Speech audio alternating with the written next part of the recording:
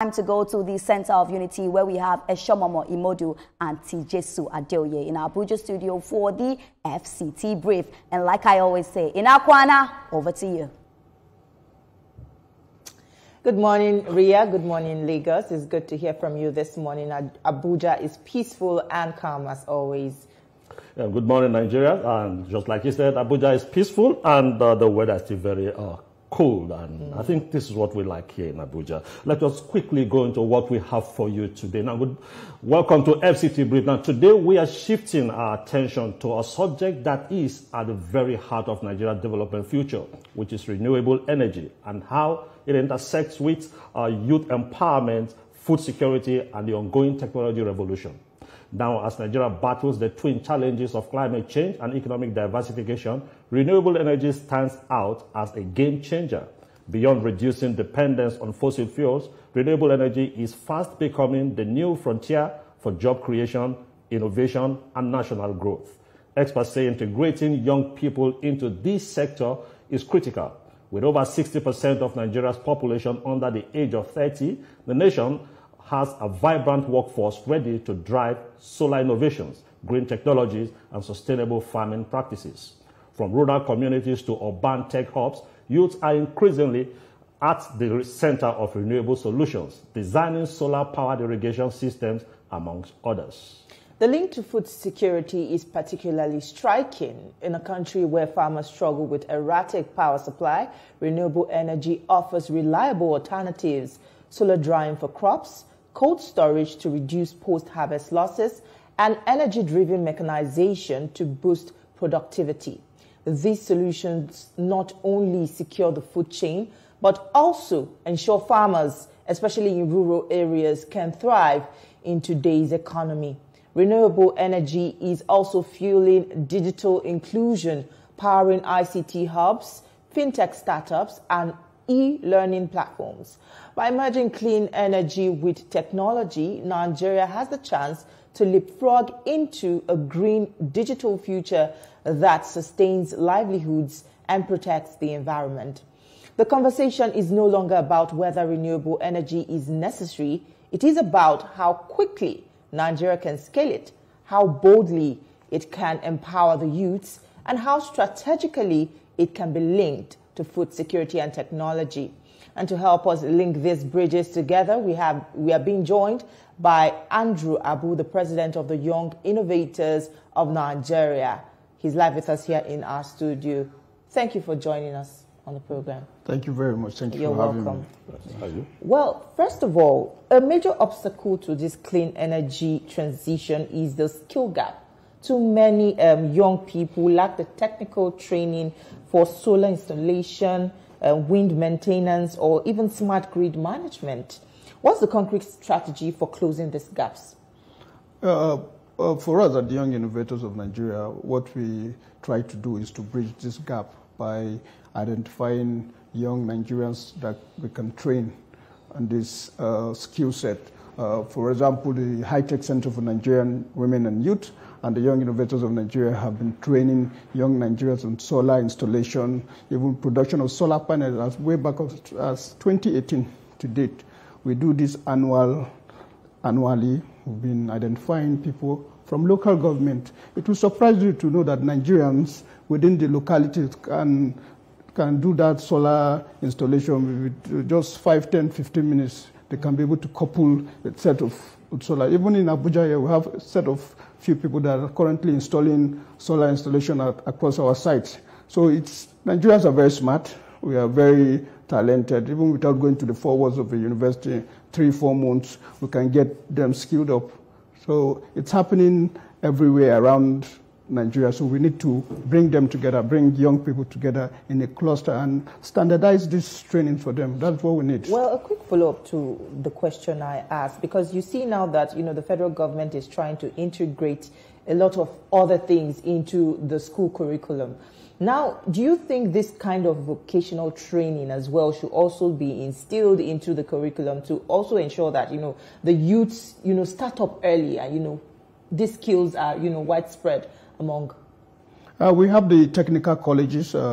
If you know, way back then, we used to have the government technical colleges. So those are platforms that are supposed to be teaching young Nigerians from secondary school levels how to do these installations. So at the informal level too, because we know that a lot of people out of school, people that don't have opportunity to go to school, they also need, there are some percentage of our population also that didn't go to school. They also need to be skilled in these areas as well. So it's the two, we need to marry them together to ensure that we get these young people, because our population of youth is over 60%, and we need them skilled up as fast as we can and structured in such a way that they can also match. If you go elsewhere in the UK, you see you don't really need to go to university for you to do all this in the secondary, high school certificate. It's okay for you. Okay. Now let's look at the role of government in all this, because it's just beyond the policy statements. We have to see some practical steps taken by government to ensure that it becomes a new reality. Though on the books is the new reality. But are we really ready? Because when you look at the budget, and especially now that the various governments are preparing for the next budget, 2026. Now, what do you think should be included to ensure that it is not just a private sector talk, it's not just a young people talk, that government will now take the bull by the horn to ensure that that becomes the new reality, especially when we're talking about food production? Yeah. Also, currently now, we are organizing a technology ecosystem dialogue in collaboration with the House Committee on Renewable Energies. We are dialoguing to see best way government can come in to support these renewable energies, how to budget it, and how to even secure innovations to also back startups that have done things in line with renewable energies. Take, for instance, food security. There is one young chap in Ogun State, Samson Ogbole, Soilless Farm Labs. You see the amazing work he's doing in Ogun State with renewable energies to power food security in the state. It has one of the largest soilless farm labs in Africa. You can see presidents of Africa visiting that farm. It's a young innovator. So those are people we are supposed to be encouraging, and the House Committee on Renewable Energies have partnered with us to look at these young chaps in collaboration with REA, so that we can identify these solutions, these guys that have the solutions that are practicing in this line, and support them. So our platform, Young Innovators of Nigeria, we are ready. We are accepting young people, and we are ready to collaborate with government to show them, okay, these are the areas you need to budget for. These are the things you need to budget for. We see a lot of over 10 billion in the budget last year for the presidential solar project. I think if this is localized for young people to participate in young startups, I think it will even reduce the cost. Because what we are looking at is affordability of these solutions. That's now, it's not affordable. Solar is not affordable for a lot of people. For people that run innovation hubs like us, the high cost of running electricity, if you use band A, you know how much it is. So we, as innovators, we have to come into this sector and see how we can reduce the cost and also the risk. Also speaking about this cost, aside government intervention, funding for this clean energy also remains elusive, because the financial institutions and banks don't really have the structures to support fresh startups. Now, what will you suggest is the way forward to compel these institutions to create framework to support startups and innovative hubs like yours? I think we have the Nigerian Startup Act now, which is implemented by the Federal Ministry of Communication and Digital Economy in collaboration with NIDA. These are part of the thematic areas that we're looking for government to support. And that act gives the NIDA and FMCDI the teeth to also reduce this cost for startups. So us as civil society organizations that are playing in that space have come together to give government a leeway road. This is our draft. This is what we think can happen. And agencies like NIDA are also supporting innovation hubs with power banks and to reduce the cost of running the innovation hub. So we need to reduce that cost by a lot of margin, so we can be able to churn out more people with ideas, because the hubs are run with a lot of money. If you calculate the cost of running an average small hub for a month is running into millions of naira. So I think NIDA is doing that a bit for the e-learning centers. There are e-learning centers, they provide power bank, but Nigeria is large, and we need other organizations like the local content board. They need to also support, because these are their mandate areas that they need to support these innovators. Okay, and you feel that the banks also cannot come in? I think banks are set up for profit making most times. So currently we are working with Providus Bank to structure something in line for startup. They are part of our program, the TED for this year. Let's see how we can reduce the cost of running these hubs for startup, because as a player in that sector, I know the challenges that we face. And some of us, we are using off-grid now because we produce with the high-tech center for Nigeria women and youth. And I know there are a lot of other startups like LPV Technologies. They are producing solar right now in Lagos. World-class and standard. All right, we'll still come back to this because there's a lot of issues to touch on, but that will be right after this short break. Don't go anywhere, there's more. Stay with us.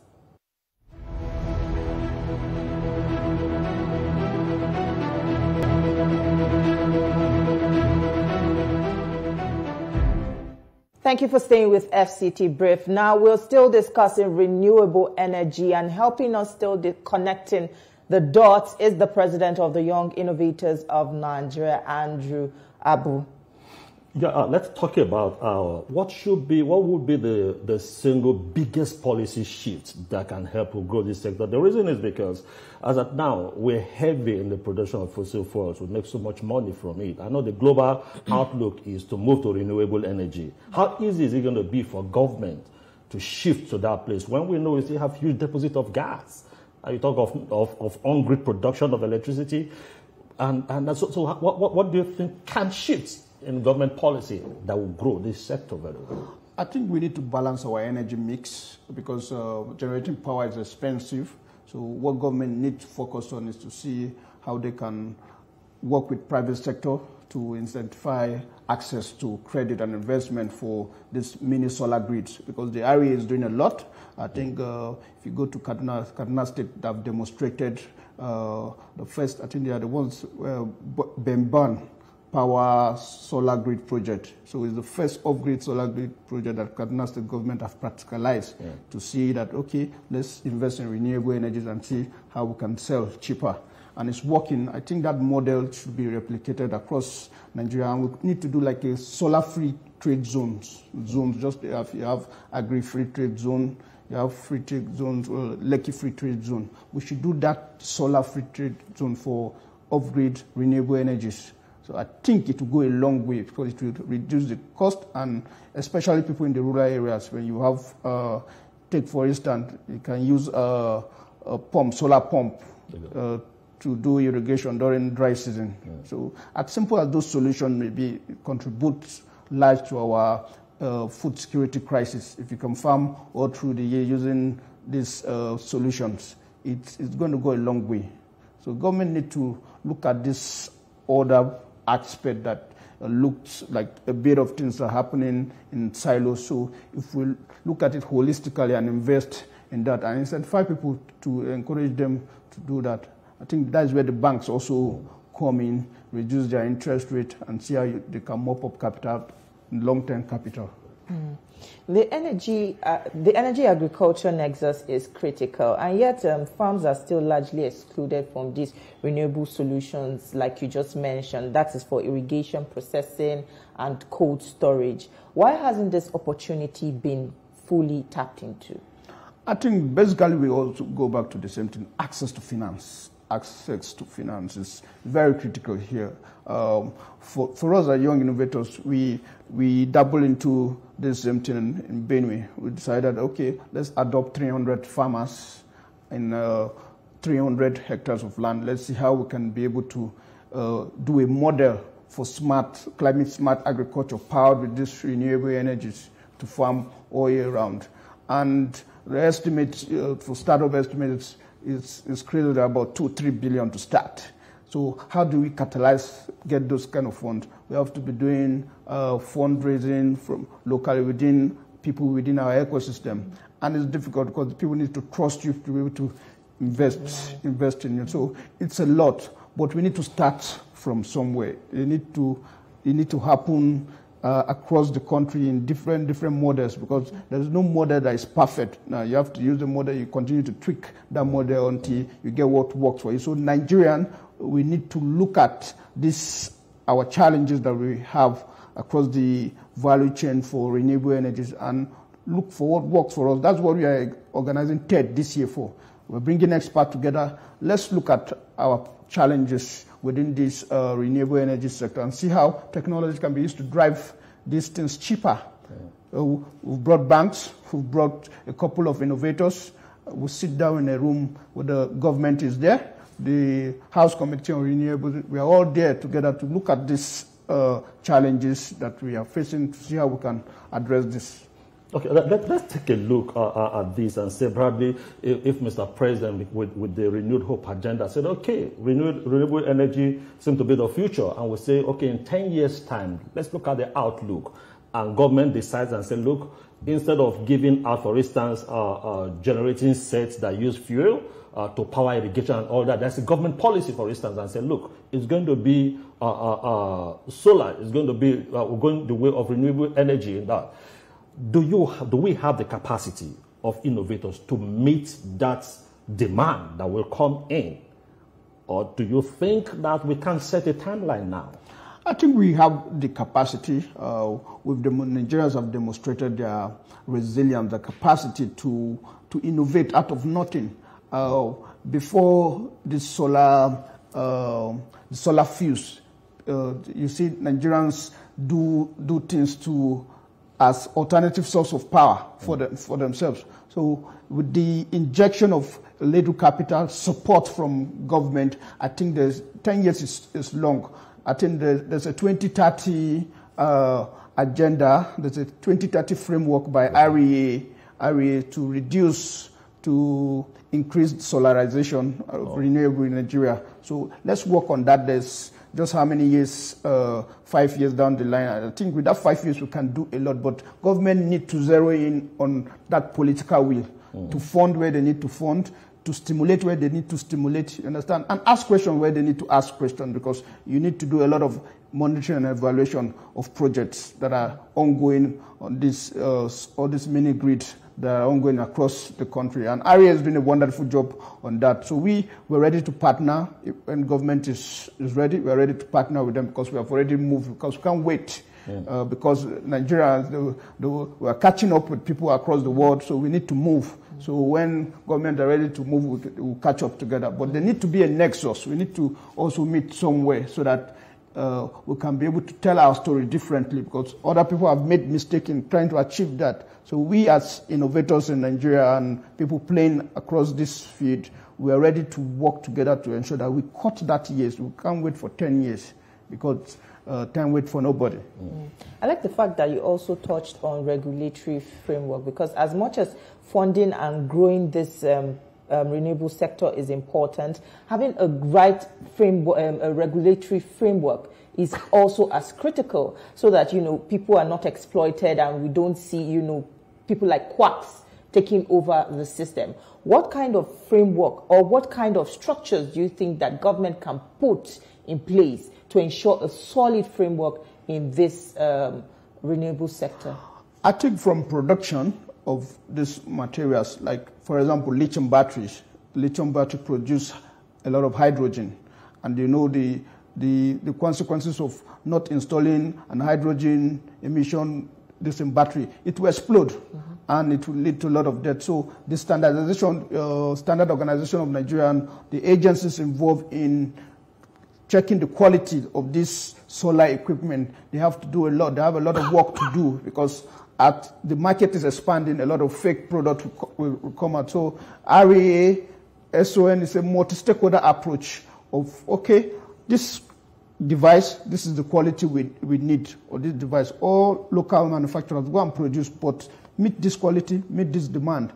And the M&E, the National Assembly, the Renewable Energy Committee, they need to be going out to the field also to see these things, so that they can be able to intervene where they need to intervene. So the NERC the regulatory commission also, they need to do same thing. So we work together. This conference serves as a platform for all of us to look at these issues together and see how we can manage it. Subsidy is one key area that government can intervene through and help crash pricing, because if you want Nigerians to participate in this, the cost has to drop, and also we don't need to necessarily wait for governments. There are a lot of places that Nigerians have moved ahead, and eventually governments saw the need to catch up. Now, renewable energy, is it one thing that you think ordinary Nigerians can lash on and ensure that, look, they start activating the usage and the patronage of that particular instrument for change? Yes, I think some efforts have gone in this way, like the African Development Bank.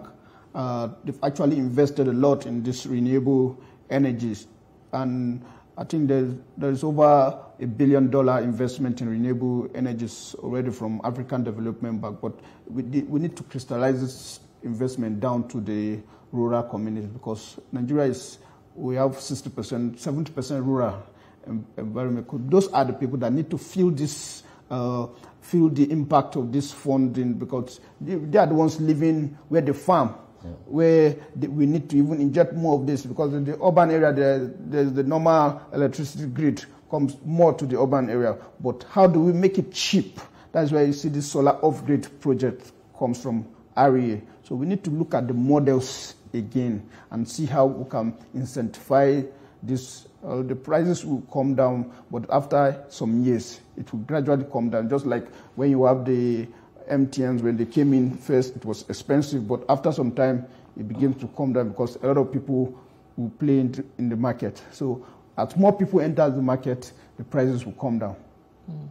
As much as we say the world is moving at a very fast pace and going digital, many communities still lack internet access and digital literacy, cutting them from these renewable energy technologies like the smart grids or the AI monitoring. How do we now bridge this gap? I think it is important for government to know that they can't be everywhere. They know that they need to work with private sector, people like Young Innovators of Nigeria, Innovation Support Network, that we work within the localities, the community. Government need to support this organization so that they can reach the grassroots. We have over 148 hubs across Nigeria and the local government. And a simple example is you have night post infrastructure everywhere in Nigeria. If you take those night post infrastructure as innovation hubs, digital innovation hubs across Nigeria, it will generate a lot of government revenue and the people can be able to benefit from it. So it's a question of, let's set our priorities right. If we want to end digital literacy, we want to reduce it to a minimum, we must look at pointers. We need to look at critical pointers. If we activate this, what is the multiplier effect? So it is simple, but the finance, because you have to go back to investment. How much will government invest in these activities to get the results they want? But that is why we always call for multi-stakeholder approach to this. You get the private sector, you get the government, then you have people like African Bank that are ready to catalyze this kind of funding. So it's all about arrangement. No, you talked of African Bank, you talked of the AFDB already investing massively in these. Can't we have consortium of banks in Nigeria begin to look at this new reality and massively invest? Because do we have to always wait for it to be government-initiated drive?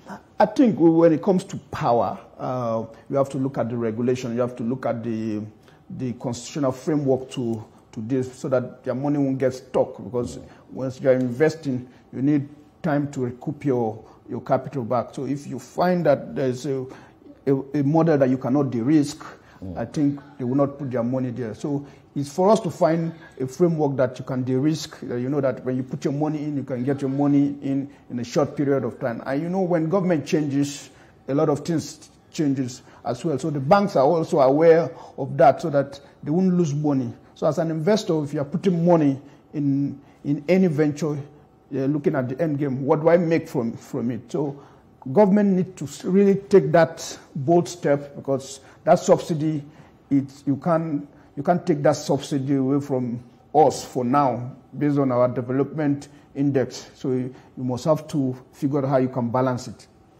All right, Andrew Abu, it's a pleasure speaking with you this morning. It's a fine place to leave our conversation. Hopefully, we, source strategic ways of investment into this sector and ensure that it's properly regulated and that we get the best out of it. Thank you so much for your time. You're welcome. So it's an opportunity to invite you and Nigerians to our program on Friday at the NAF Conference Center. All right. Thank you. All right. Thank you so much. You're welcome. Well, that's where we'll leave our conversation today. We'll now hand you over to our Lagos studio, where Ria Abdul and the rest of the team are standing by to continue with the rest of the show. All right. Thank you so much, Abuja. That was a timely conversation. Thank you.